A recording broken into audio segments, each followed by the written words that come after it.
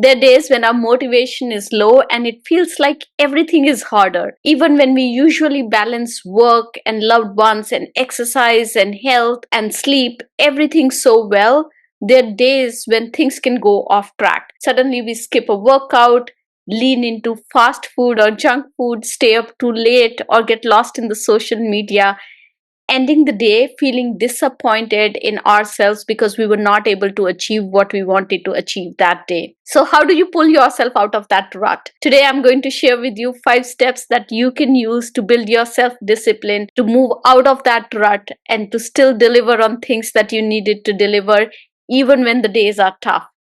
Before we get started, a reminder to 90% of you who haven't yet subscribed to my channel to do so now and click on the notification bell icon so that you can be reminded every time I release a new video.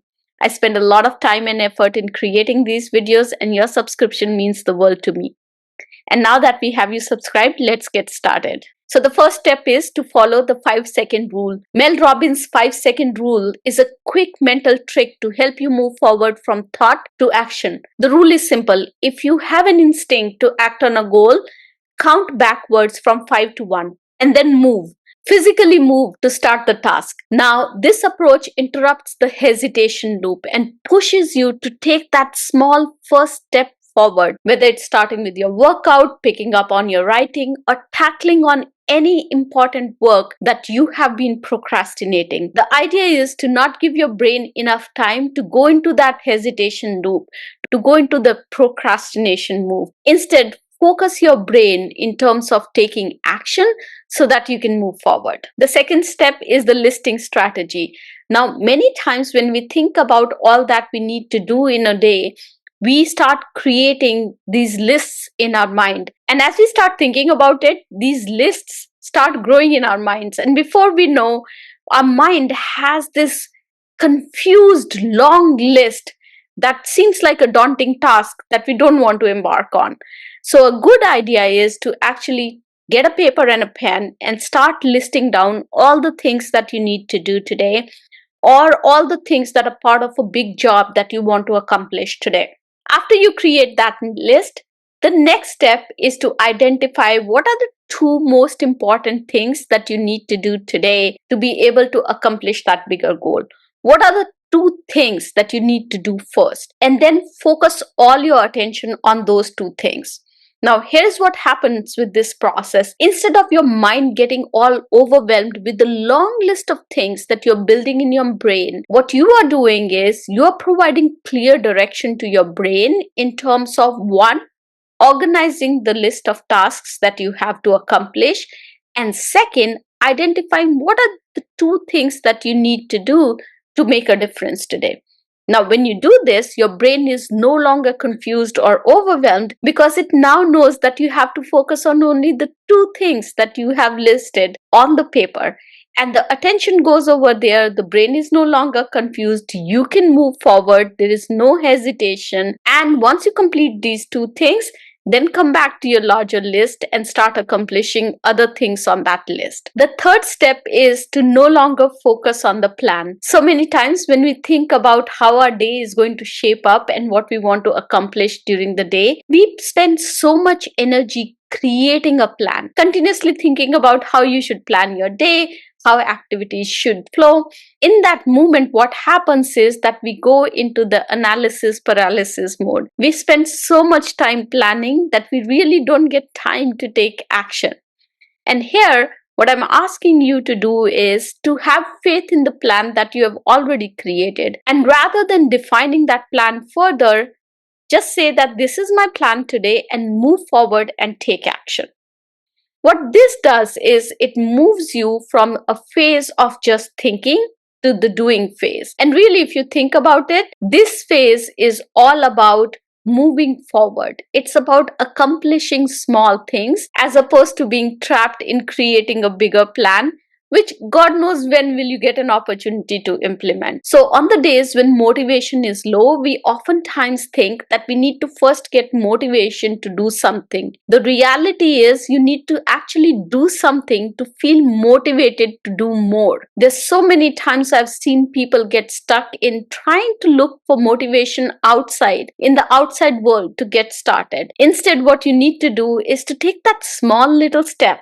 Even if it means getting out of the bed, doing your stretches, or getting out of the bed and making some healthy food for yourself, or just sending an email that you have been procrastinating on for a long time.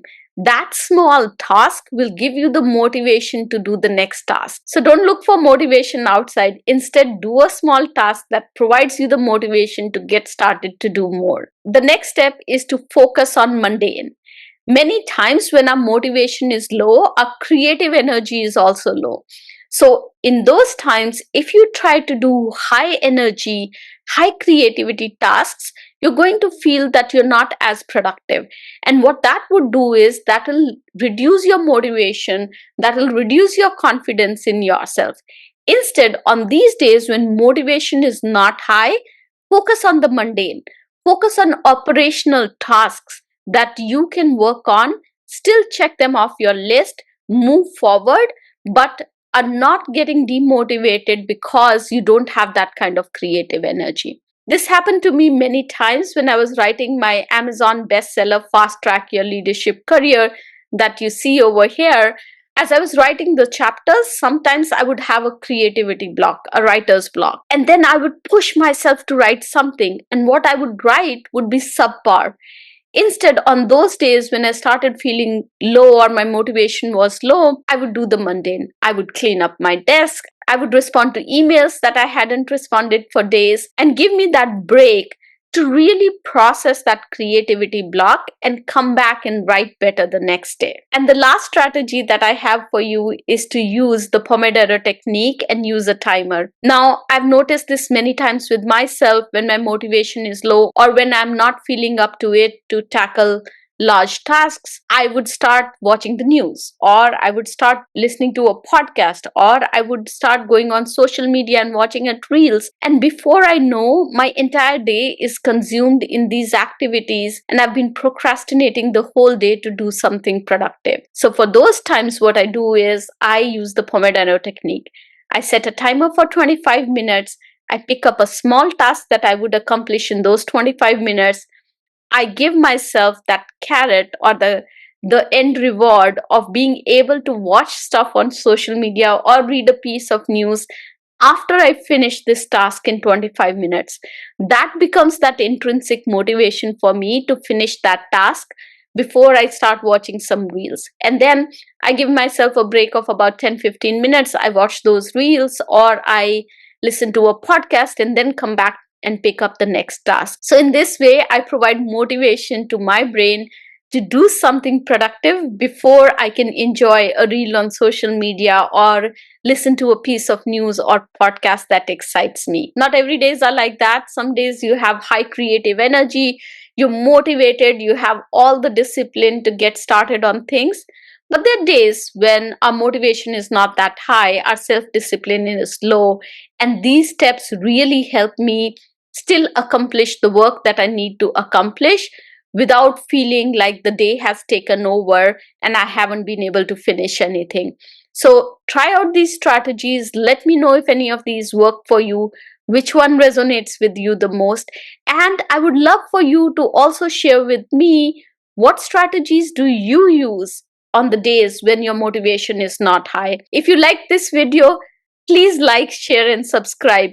Your subscription means the world to me, and it helps you share knowledge with your network as well. I'll see you next week. Till then, have a successful week. Bye-bye.